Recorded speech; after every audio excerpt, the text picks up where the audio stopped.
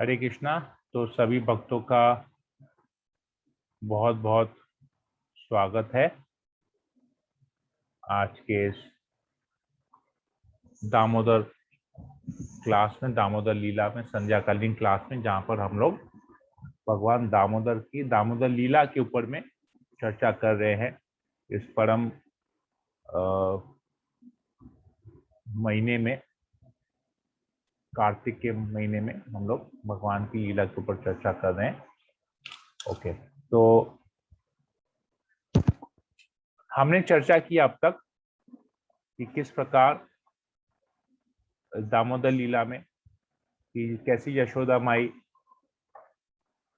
उठती है सुबह और तैयार होके, उसका बहुत सुंदर वर्णन आता है सुखदेव गोस्वामी करते, किस प्रकार वो पीली साड़ी पहने, बालों में मालती पुष्प लगाए, हाथों में कंगन लगाए पहने, किस प्रकार वो दही मंथन करने के लिए बैठती है कृष्ण के लिए। कृष्ण सोए हुए रहते हैं और किस प्रकार वो कृष्ण का स्मरण, कृष्ण की बाल लीलाओं का स्मरण करके वो दही मंथन करती है।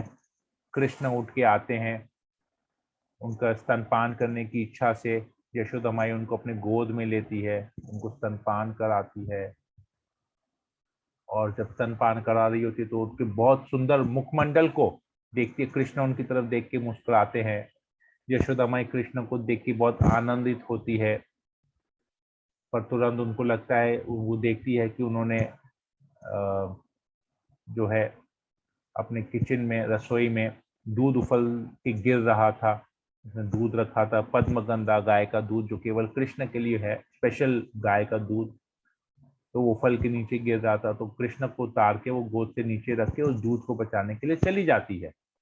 इतने में कृष्ण को गुस्सा आता है और कृष्ण वहां पर रखी हुई मटकी, जिस मटकी में यशोदा माई दही मंथन कर रही थी, उस मटकी को वहां पर एक कंकड़ उठा के, एक पत्थर उठा के उस मटकी को दे मारता है, उस मटकी को तोड़ देता है। उस मटकी से सारा दही बह जाता है और वो पास वाले कमरे में भाग जाता है और एकांत में वो वहां पर मक्खन खाने लगता है। फिर यशोदा माई आती है, देखती है ये कृष्ण का ही काम होगा, कृष्ण वहां पर है नहीं और आसपास और कोई है भी नहीं, तो उनको लगता है कि कृष्ण का ही काम होगा। तो कृष्ण के चरण करते करते, चरण चिन्हों को फॉलो करते करते वो पास वाले कमरे में वो भी चली जाती है, जहां पर वो देखती है कृष्ण क्या कर रहे हैं। ओखल के ऊपर, ओखल को उल्टा करके उसके ऊपर बैठ के अपना एक आसन बना के मटकी में से मही मक्खन निकाल के बंदरों को, मरकटों को खिलाते हैं वहां पर। और उसी समय यशोदा माई धीरे धीरे हाथ में एक छड़ी लिए धीरे धीरे चुपके से उस कमरे में प्रवेश करती है। और मरकट जो बंदर है उसको देख के मन डर जाता है। कृष्ण बंदर के चेहरे पे वैसा एक्सप्रेशन देख के उससे भी लग जाता है कि कोई आ रहा है, और उसको पता चल रहा है अब यशोदा माई आई है।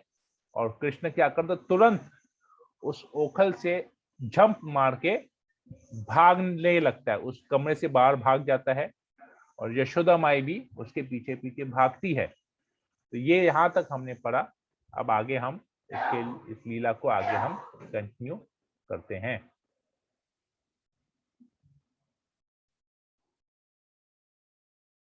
ओम अज्ञानतिमिरान्धस्य ज्ञानाञ्जना शलाकया चक्षुरुन्मीलितं येन तस्मै श्रीगुरुवे नमः। नमो विष्णुपादाय कृष्णप्रेष्ठाय भूतले श्रीमते भक्तिवेदांत स्वामिनिति नाम्ने। नमस्ते सरस्वती देवे गौरवाणी प्रचारिणे निर्विशेष शून्यवादी पाश्चात्य देशतारिणे। हे कृष्णा करुणा सिंधो दीनबंधो जगतपते गोपेश गोपिकांत राधाकांत नमस्ते तप्त कांचन गौरांगी राधे वृंदावनेश्वरी वृषभानुसुते देवी प्रणमामि हरि प्रिय। नमो महावदंजाय कृष्ण प्रेम प्रदायते कृष्णाय कृष्ण चैतन्य नाम गौरते नमः। वांछा कल्पतरुभ्यश्च कृपा सिंधु वच पतितानां पावनेभ्यो वैष्णवेभ्यो नमो नमः। जय श्री कृष्ण चैतन्य प्रभु नित्यानंद श्री अद्वैत गदाधर श्रीवासादि गौर भक्तवृंद। हरे कृष्णा कृष्णा कृष्णा हरे हरे, हरे राम राम राम हरे हरे। मंगलाचरण की जय। ओम नमो भगवते वासुदेवाय। ओम नमो भगवते वासुदेवाय। ओम नमो भगवते वासुदेवाय। 10वां स्कंद 9वां अध्याय श्लोक नंबर 10। अन्वंचमाना जनानी वृक्षलक श्रोणी भराक्रांत गति सुमध्यमा जवेन विश्रमशिता केशबंधना च्युत्तर प्रसूनागति परम ऋषत्। अवंचमाना जनानी बृहच्चलक श्रोणी भराक्रांत गति सुमध्यमा जवेन विश्रमसिता केशबंधना च्युत प्रसूनानुगति परामृशत। ओके, इस श्लोक का अनुवाद पढ़ते हैं। यशोदा माई ने क्या किया, जैसे ही वो कृष्ण को भागते हुए देखी, यशोदा माई भी उसके पीछे पीछे भागी और उनका शरीर, हमने पढ़ा था, हमने कल चर्चा की, तो उनका शरीर का वजन काफी था, भारी भरकम शरीर था, और जिसकी वजह से वो कृष्ण के पीछे दौड़ते दौड़ते वो थक गई थी। उसको अपना वेग, अपना जो स्पीड है, दौड़ने का स्पीड कम करना पड़ा। और हमने कल क्या पढ़ा था, कृष्ण इतनी तेज दौड़ते हैं कि लोग हजारों वर्ष तक तपस्या करने वाले मुनि जो वायु के वेग से, मन के वेग से कृष्ण के पीछे दौड़ते, परंतु कृष्ण के चरणों का दर्शन भी नहीं कर पाते। तो वैसे लोग जो कृष्ण तक नहीं पहुंच पाते, वैसे कृष्ण को पकड़ने के लिए यशोदा माई इतना भारी भरकम शरीर लेके दौड़ रही है, परंतु दौड़ पा रही है। हमने काल्यवन के एग्जाम्पल से सुना किस प्रकार काल्यवन भी क्षत्रिय था, स्विफ्ट बॉडी था उसका, बड़ा शक्तिशाली था, बलवान था, स्टेमिना था उसमें, परंतु वो भी कृष्ण को पकड़ नहीं पाया। क्यों? क्योंकि काल्यवन में पापों का बोझ बहुत था।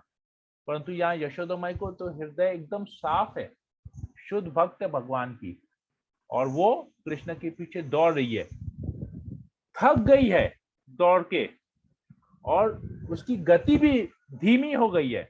उस जो है धीमी गति के कारण भी, और कृष्ण जो है बहुत तेज दौड़ रहे हैं। यशोदा माई, कृष्ण तेजी से दौड़ रहे हैं, यशोदा माई धीमी गति से दौड़ रही है। उसके बावजूद भी देखिए, दो एक्सट्रीम हो रहा है। कृष्ण जिसको पकड़ना है वो कृष्ण स्पीड में दौड़ रहा है, और यशोदा माई जो कृष्ण के पीछे दौड़ रही है, कृष्ण आगे आगे है, वो तेजी से दौड़ रहा है, यशोदा माई पीछे है, वो धीरे दौड़ रही है, फिर भी वो यशोदा माई कृष्ण को पकड़ने में कामयाब हो जाती है। तो और क्या होता है जब वो दौड़ रही होती है, केश बंधन, उनके जो केश जो बंधे हुए रहते हैं, विश्राम शित केश बंधन, जो उसके जो केश बंधे हुए रहते हैं, बाल जिसमें मालती के पुष्प होते हैं वो बंधे हुए रहते हैं, वो केश खुल जाते हैं। विश्रमशित, वो केश पूरे खुल जाते हैं, ढीले पड़ जाते हैं, लूज हो जाते हैं। और क्या होता है, च्युत प्रसून अनुगति, वो जो मालती के पुष्प हमने शुरू में पढ़ा था ना, जब सुखदेव गोस्वामी यशोदा माई का वर्णन करते हैं, तो हम लोग बताया था मालती के पुष्प थे उसके बालों में, तो वो मालती के पुष्प गिर जा रहे हैं, और क्या होता है, परामृशत, फाइनली अल्टीमेटली क्या होता है, कृष्ण को वो पकड़ने में संभव हो जाती है यशोदा माई।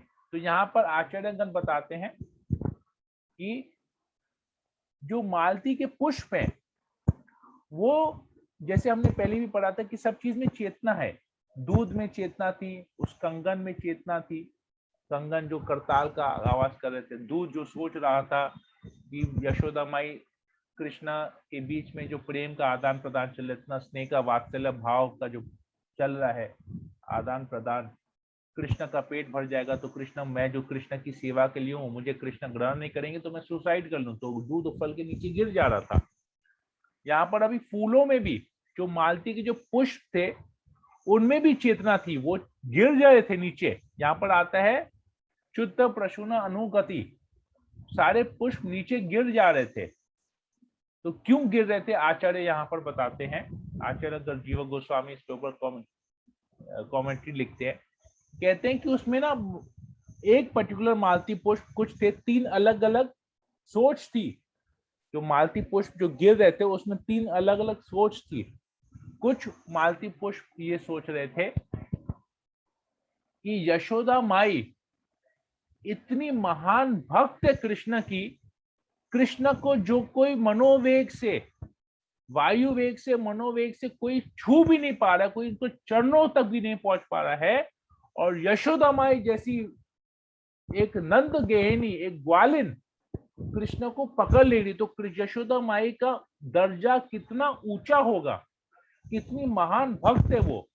तो हमारा जो स्थान ऐसे महान भक्त के सिर पे नहीं है, इनके चरणों में है, इसलिए वो उनके चरण में गिर जा रहे हैं। पुष्प ये रियलाइज कर रहे हैं, यशोदा माई की भक्ति को रियलाइज कर रहे हैं, उनके चरणों में जाके गिर जा रहे हैं। फिर दूसरे पुष्प कुछ ऐसे सोच रहे थे कि हमारे वजह से, एक तो यशोदा माई का शरीर ऐसे ही भारी भरकम शरीर है, उसकी जो गति है वो धीमी हो जा रही है, तो हम लोग उस पे सर पे एक बोझ के समान है। हो सकता है हमारा बोझ उठाने के कारण वो थक जा रही है, वो अपनी गति को धीमी कर ले रही है, तो हमको उसके सर पे नहीं रहना है, हमको अपना बोझ कम करना है। हम गिर जाए उनके सर से नीचे, उनके चरणों में गिर जाए, ताकि उसके बोझ कम हो जाए और वो अपने जो कृष्ण के साथ वो जो लीला कर रही है, वो लीला वो संभव कर पाए, कृष्ण को पकड़ पाए। तो वो नीचे गिर जा रहे हैं पुष्प। तीसरे ये सोचते हैं कि ये यशोदा माई कृष्ण को, स्वयं भगवान को पकड़ रही है। अरे भगवान को कौन पकड़ सकता है, ये षड्यंत्र रचा जा रहा है, कृष्ण को बांधने का, कृष्ण को अपने वश में करने का षड्यंत्र बनाया जा रहा है। हमको इस षड्यंत्र में भाग नहीं लेना है। तो वो लोग गिर जा रहे हैं नीचे, नीचे गिर जाते हैं वो लोग कि हमको इस षड्यंत्र में भागीदार नहीं बनना है। तो इसमें ये 3 अलग अलग सोच है। तो ऐसी सोच हम देखते हैं भक्तों में भी, सामान्य जीवों में भी ऐसी सोच होती है।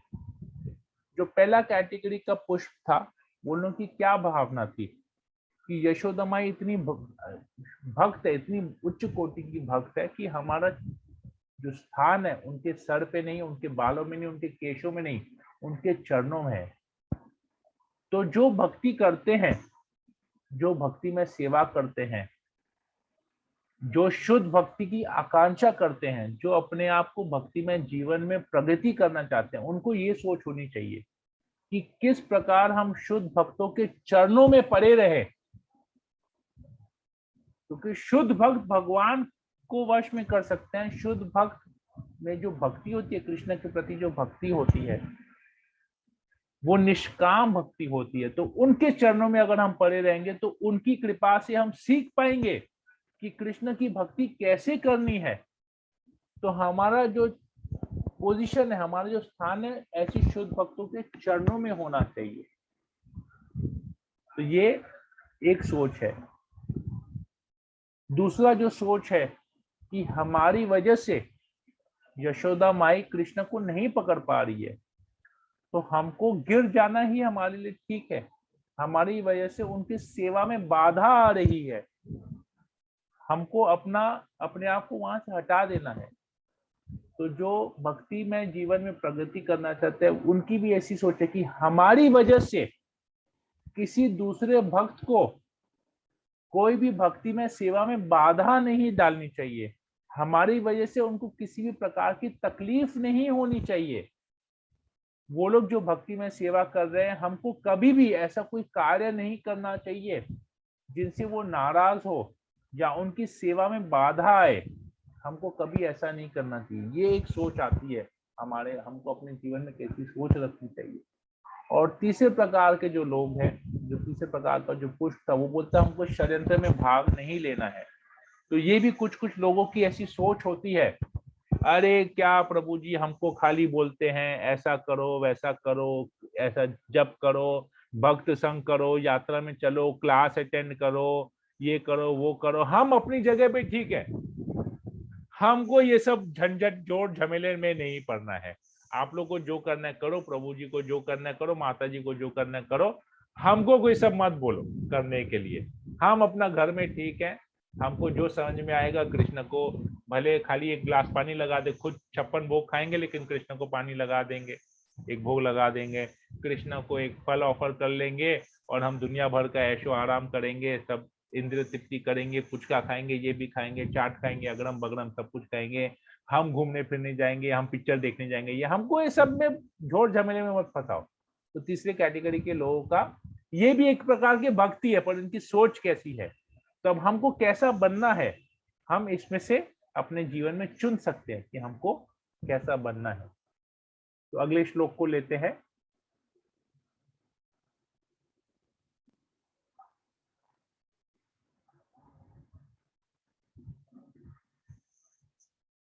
तो क्या होता है, यशोदा माई उसको अंत में पकड़ने के लिए पकड़ लेती है कृष्ण को।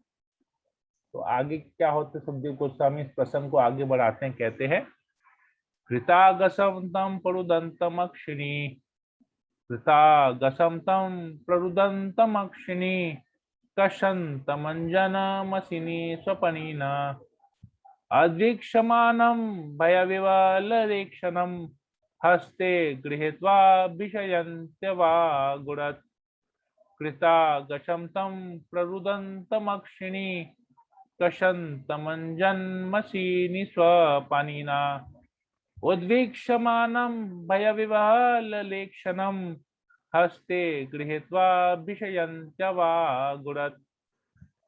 तो सुखदेव गोस्वामी यहाँ पर कहते हैं कृता आगसम, कृष्ण ने एक दंडनीय कार्य किया है, और इस दंडनीय कारण, अब इसका ये जो कार्य है, जो गलत कार्य है, जो कृष्ण ने एक गलत कार्य किया है, वो है उस मटकी को तोड़ा, दही मंथन करने वाली मटकी को तोड़ा, और फिर माखन भी चुराया।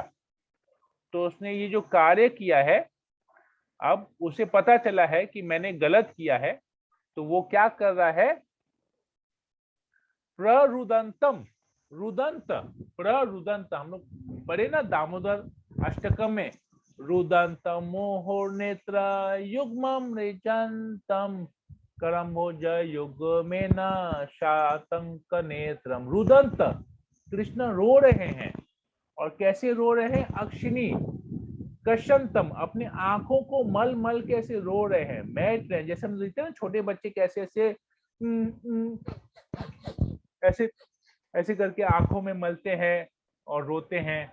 कृष्ण भी वैसे ही कर रहे हैं, 3 साल के तो बालक हैं, ऐसे रो रहे हैं, और आंखों में जब मल रहे हैं तो क्या हो रहा है, अंजन मसिनी, तो उनके अंजन मसिनी, उनके आंखों में जो काजल लगा हुआ है, वो काजल को भी वो लोग मैट रहे हैं।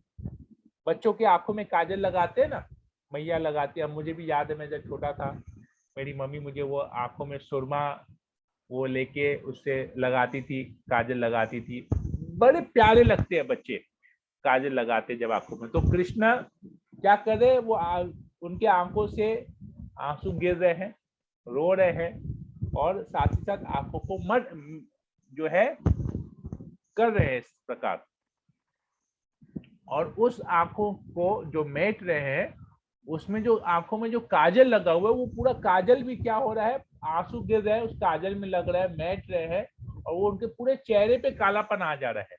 कृष्ण तो वैसे ही काले हैं, है ना, घनश्याम है ना, कृष्ण काले है ना, अब उन कालो कृष्ण के ऊपर वो काजल भी लग जा रहा है, काला काला काजल लग जा, स्वपानिना, स्वयं अपने हाथों से वो कर रहे हैं।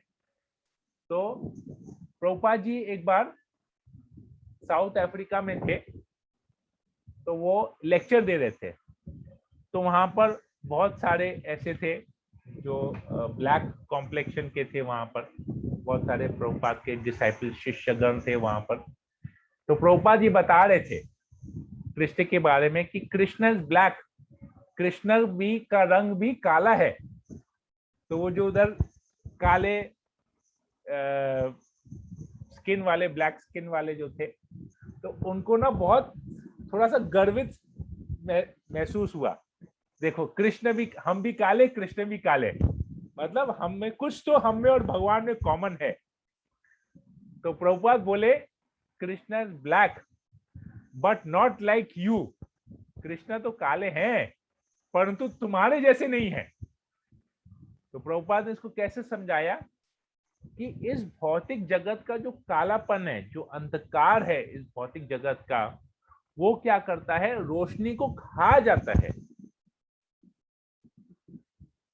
और कृष्ण का जो कालापन है, कृष्ण का जो काला रंग है, वो पूरे विश्व को प्रकाशित करता है, क्योंकि उनके शरीर से जो तेज निकलता है, ब्रह्म ज्योति तो कृष्ण के शरीर से निकलती है। हमने गीता में पढ़ा, न तद भासयत सूर्यो न तत्सांको न पावकम। जो भगवान का जो धाम है, कृष्ण कहते हैं मेरे धाम में सूर्य नहीं है, वहां इलेक्ट्रिसिटी नहीं है, वहां पर लाइट नहीं है, वहां पर चंद्रमा नहीं है, वहां पर रोशनी किससे है, मेरे शरीर से, कृष्ण के शरीर से जो रोशनी आती है, जो तेज आता है, उसी से पूरा वैकुंठ जगत प्रकाशित होता है। यहाँ तक कि सूर्य की जो रोशनी वो भी कृष्ण के शरीर से आती है, जो ब्रह्म ज्योति वो भी कृष्ण के शरीर से आती है। तो इस भौतिक जगत का जो कालापन होता है वो रोशनी को अपनी लपेट में ले लेता है, परंतु कृष्ण का जो कालापन है वो इस पूरे भौतिक जगत को प्रकाशित, पूरे जगत को, आध्यात्मिक जगत हो, भौतिक जगत हो, पूरे सृष्टि को प्रकाशमान कर देता है। तो ये प्रभुपाद जी बताते हैं। तो अभी उद्विक्षमानम, ये चीज जो है यशोदा माई देख रही है, उद्विक्षमानम, और साथ ही साथ क्या देख रही है, कृष्ण के आंखों में भय है, भय विवला इक्षणम, कृष्ण के आंखों में भय है। हमने पढ़ा रुदंतम मुहुर नेत्र युग्मम रिजंतम कराम भोज युग में न स आतंक नेत्रम, हमने पढ़ा था आतंक, कृष्ण की आंखों में भय है। तो यहाँ पर हम लोग देखते हैं कि कृष्ण अपना एक और ऐश्वर्य, छठा ऐश्वर्य यहाँ पर त्यागते हैं कि कृष्ण भयभीत हो जाते हैं। स्वयं भय जो है, मूर्तिमान जो रूप है भय का, वो कृष्ण से भयभीत होता है, और कृष्ण यहाँ पर उस भय को, यहाँ पर कृष्ण स्वयं भयभीत हो रहे हैं। तो एक बहुत सुंदर श्लोक आता है इस मामले में, मैं उसको भी लेता हूँ। परपट में प्रभुपाद जी ओके नहीं है, मैं आपको बताता हूँ। वो श्लोक एक है, बहुत सुंदर श्लोक है, भागवत पुराण में ही आता है। कैसे भय, इसमें क्लियर एकदम कृष्ण बताते हैं। भागवतम के तीसरे स्कंद में 25वां अध्याय, भक्ति की गुणता, वो अध्याय का नाम है। इसमें श्लोक नंबर है 42, 42। ओके, यहाँ देखिए क्या कहते हैं कृष्ण। मद भयात वतिवातो यम सूर्यास्तपति मद भयात वर्षाति इंद्रो दहति अग्निर मृत्युश्चरति मद भयात। तो भय, भय देखिए, मद भयात मतलब मेरे भय से, कृष्ण कहते हैं मद भयात वाति वातो यम, जो वायु है मेरे भय से चल रही है, सूर्यास्तपति मद भयात, सूर्य जो ताप दे रहा है वो मेरे भय से ताप दे रहा है। वर्षा इंद्रो, वर्षात इंद्रो, इंद्र जो है बारिश कर रहा है, वो मेरे भय से बारिश कर रहा है। दहती अग्निर, अग्नि जो उष्मा दे रही है, अग्नि जो ज्वलन दे रही है, वो मेरे भय से दे रही है। मृत्युष चराती मद भया, जो मृत्यु है वो मृत्यु भी कहीं जाता है, वो मेरे भय से जाता है, मृत्यु भी। तो ये सब चीज भयभीत है, किससे, कृष्ण से। और कृष्ण यहाँ पर किससे भय हो, कर रहे हैं, यशोदा माई से भयभीत हो रहे हैं। यशोदा माई के हाथ में जो छड़ी है उससे भय खा रहे हैं। तो कृष्ण बताते हैं एवं सर्वदर्शिनांग हरिनाम भृत्यवश्यत, देखो मैं कैसे सारा सब हर एक जीव हर एक देवता सब कुछ मेरे भय के कारण अपना कार्य ठीक कर रहा है, ठीक से कर रहा है। और मैं यहाँ पर किससे भयभीत हो रहा हूँ? अपनी मैया यशोदा से भयभीत हो रहा हूँ। कृष्ण यहाँ पर ये बताते हैं। तो भय किस चीज का? कृष्ण को किस चीज का भय है? कृष्ण का तो शरीर भौतिक नहीं है, वो तो ईश्वर है। नमम ईश्वरम सच्चित आनंद रूपम लसत कुंडलम गोकुले ब्रजमानम। उनका सच्चित आनंद शरीर है। हमारा शरीर भौतिक शरीर है, तो हमको मृत्यु का भय हो सकता है, हमको हमारे शरीर को कोई हानि पहुंचे उसका भय हमको रहता है। परंतु कृष्ण का तो सच्चित आनंद शरीर है, उनका तो भौतिक शरीर नहीं, तो उनको किस चीज का भय?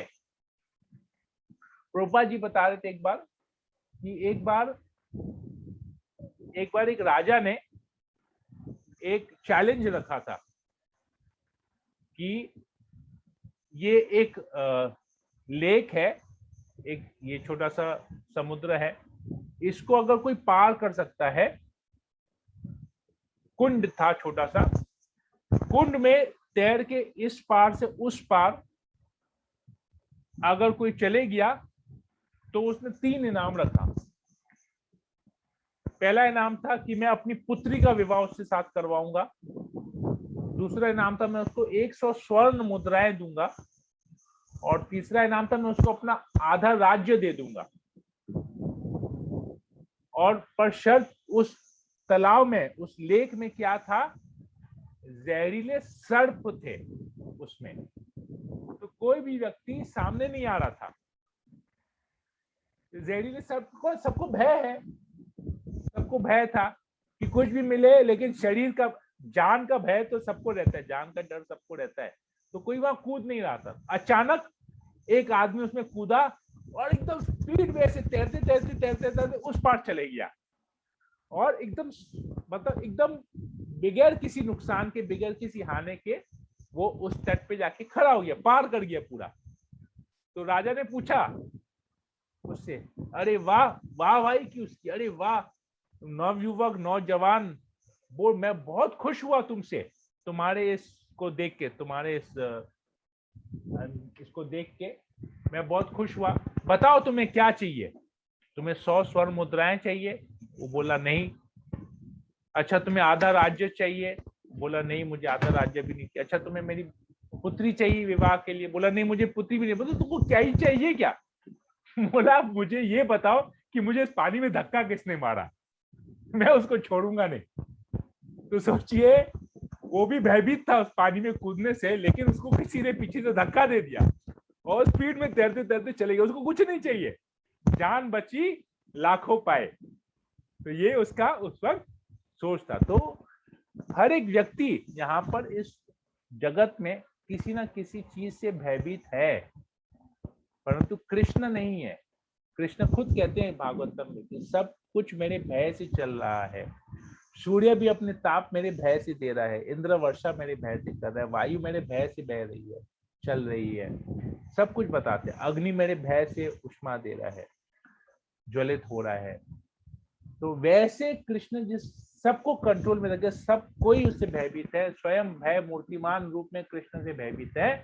और वो कृष्ण अभी यशोदा माई से भयभीत हो रहे हैं, उनके हाथ में केवल एक छड़ी देख के। तो यहाँ पर कृष्ण अपना छठा ऐश्वर्य भी जागते हैं इससे। हरे कृष्णा।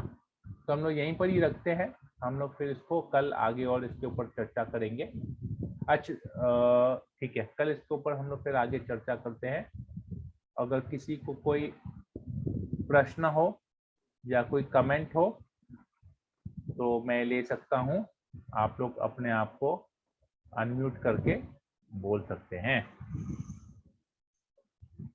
ओके, कोई प्रश्न हो या कोई कमेंट हो?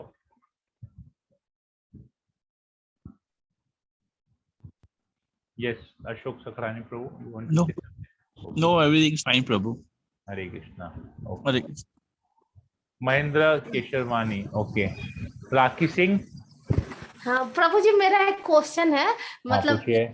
आप तो बहुत अच्छा बताए, हमको इतना अच्छा लग रहा है, इसमें कुछ हाँ क्वेश्चन ये सब समझ में आ रहा है, अच्छा लग रहा है। लेकिन प्रभु हमारा ये क्वेश्चन है कि जब हम लोग जप करते हैं तो देखते हाँ हैं शरीर ऐसे ऐसे झूमने लगता है। तो इस बार हम जब वृंदावन गए तो इस्कॉन मंदिर गए तो मेरा आदत है वैसे ही जप करने लगे, तो झूम देख रहे सब एकदम स्ट्रेट होकर जप कर रहे हैं।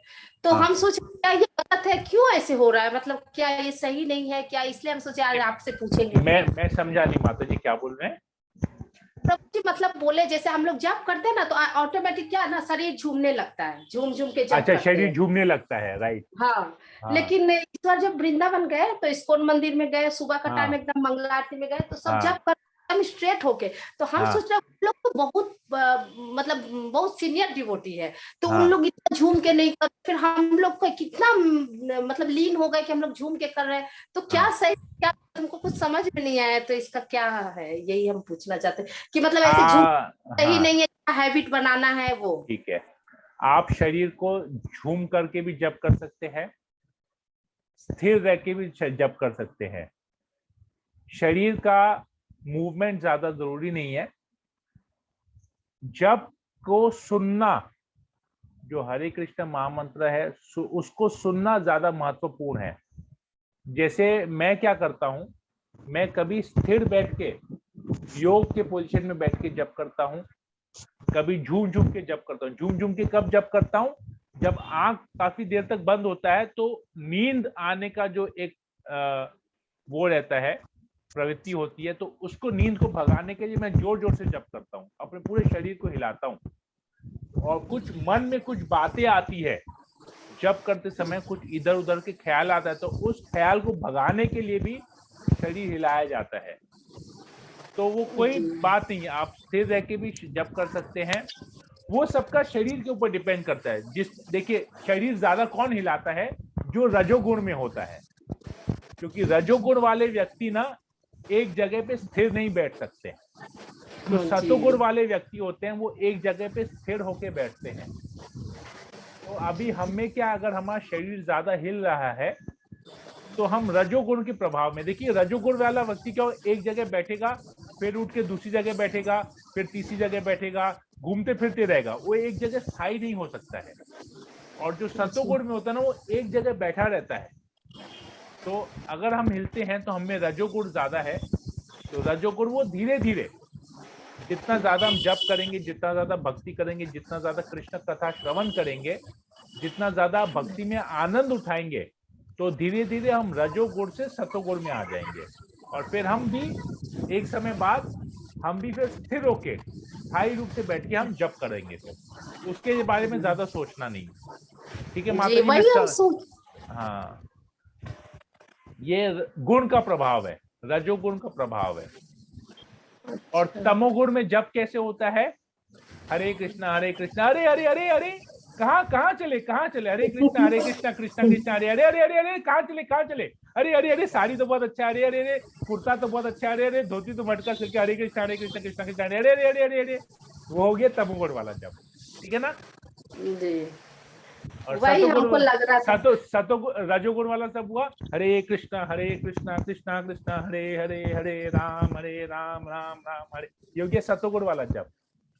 और रजोगुण वाला जप। और सतोगुण वाला जप क्या हुआ, हरे कृष्णा कृष्णा कृष्णा हरे हरे, हरे राम राम राम हरे हरे, हरे कृष्णा कृष्णा कृष्णा हरे हरे, हरे राम राम हरे हरे, हरे कृष्णा कृष्णा कृष्णा हरे हरे, हरे राम राम राम हरे हरे। ये हो गया सतोगुण का जप। समझ में आया, तीनों चीज समझ में आ गया। जी जी जी ठीक वही है। हम मंदिर गए तो हमको खराब लग रहा था कि हम बार बार कोशिश कर रहे हैं पर हम हिल रहे हैं। फिर बहुत नहीं, धीरे मतलब धीरे यहाँ धीरे हम धीरे आ जाएगा। जब धीरे कर रहे धीरे थे। धीरे धीरे हो जाएगा, वो दिक्कत नहीं है माता जी, धीरे धीरे हो जाएगा। ठीक है। जी ओके, बहुत बहुत धन्यवाद माता जी प्रश्न पूछने के लिए। ओके, और कोई प्रश्न, कोई कमेंट किसी को। अमिया रमन माता जी, अमित निमतानी प्रभु, अमला जायसवाल माता जी, आनंद कुमार प्रभु, अंजू मित्तल माता जी। प्रभु महेंद्र केशवरानी प्रभु कुछ बोलना चाहते हैं। बोलेंगे, मैं तो सबसे पूछ रहा हूँ। हाँ 2 बार हाथ उठाए। हाँ पूछे भले। ओके, हरे कृष्णा प्रभु जी। हरे कृष्णा प्रभु, बोलिए। प्रभु जी हम आपको नमस्कार किए, वो वाला हाथ उठाए प्रभु जी। अच्छा, वो वाला हाथ, नमस्कार करने वाला, हरि बोल वाला हाथ उठाए थे, ठीक है। हरे कृष्णा, अच्छा है। हरे कृष्णा। प्रभु जी जो आपका पीछे में सीनरिंग दिया हुआ बहुत अच्छा लग रहा है प्रभु जी। ये तो यशोदा माई पकड़ रही है कृष्ण को, वही है। हाँ बहुत ओके, मन के भावने वाला है प्रभु जी। लीला से संबंधित है, इसलिए उसको रखे हैं। अच्छा, हरे कृष्णा प्रभु जी। हरे कृष्णा, हरे कृष्णा। ओके, और कोई प्रश्न किसी को? इंदु शाह माता जी, जय प्रकाश अग्रहरि, ज्योति आहूजा आंटी, कोमल पंजाबी, नीता गुप्ता माता जी, नीलकमल मंडल प्रभु, निशा गुप्ता माता जी, प्रीति सिंह हो गया, राजेश इस्लानी प्रभु, राजू जायसवाल प्रभु, राखी जायसवाल, राखी सिंह माता जी, सुलेखा जायसवाल, सुमन चौरसिया, सुनैना, सत्यभामा देवीदासी, श्रीति शर्मा, विजय शर्मा प्रभु। ओके, कोई प्रश्न, कोई कमेंट किसी को? भावना has in join today?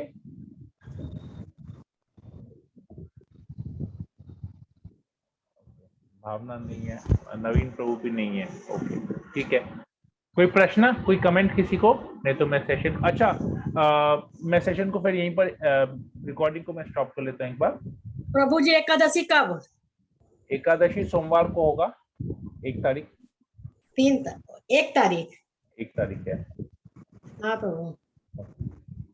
Hare Krishna.